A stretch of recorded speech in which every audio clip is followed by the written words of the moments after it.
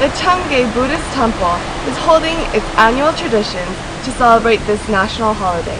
Hundreds of people are gathered here today in order to celebrate Buddha's birthday.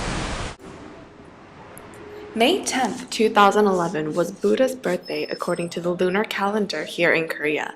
Celebrations were happening at temples all around the nation, and hundreds of people gathered at these temples. Once arriving at the temples, people bowed to the statue of Buddha to pay their respects. They also had other rituals to show how devoted they were, and simply to celebrate as well. At the Changge Temple in Uiwang, Korea, there were people gathered at the temple at the top of the hill. Candles were lit, flowers were placed as offerings, as well as food. People bowed to the various statues of Buddha and the other Bodhisattvas. There were many reliquaries as well in order to pay their respects on Buddha's birthday. The monks sang various chants that were echoed by the people that had come to visit. There were markets selling lotus flowers as well as traditional Korean celebratory food. With the profits that the temples received from the donation of visitors, the temple provided a free vegetarian meal for the Buddhist visitors.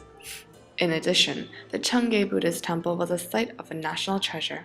A bell, one of the national treasures of Korea, was showcased near the temple.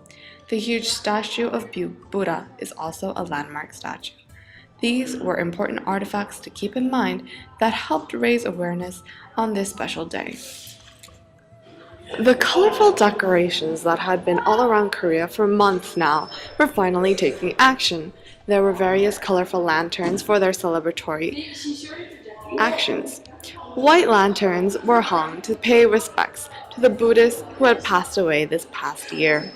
It was remarkable to see the number of people that were devoted to this holiday and to the celebrations.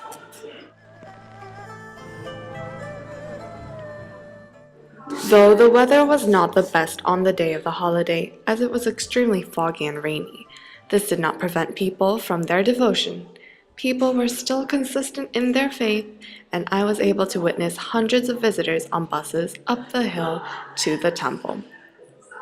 Hopefully, all people will be able to celebrate this national holiday, regardless of religion, for its part in Korean tradition.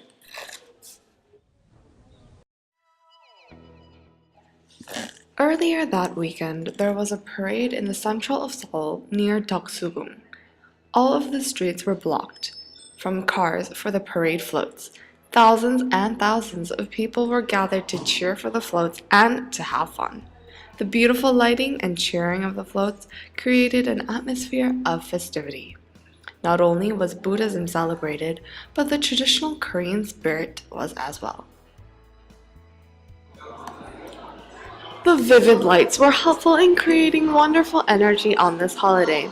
The vivacious dancing and dragons showed the cultural aspects of not only Korea but also Asia.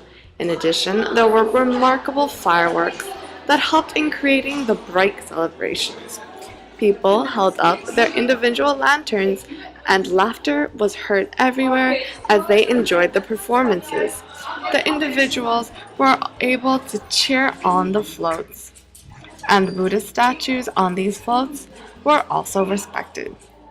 The beats of drums, the sounds of traditional Korean musical instruments was all part of the magnificent. This has been Soyeon Jung for Digital Journalism.